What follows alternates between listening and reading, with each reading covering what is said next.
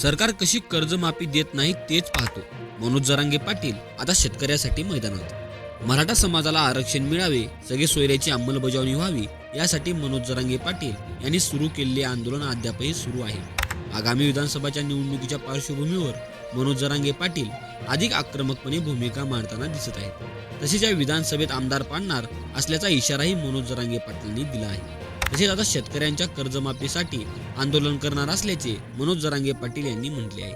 मनोज जरांगे यांनी मराठा आरक्षणासाठी सुरू केलेल्या आंदोलनाची व्याप्तीही वाढतच चालली आहे.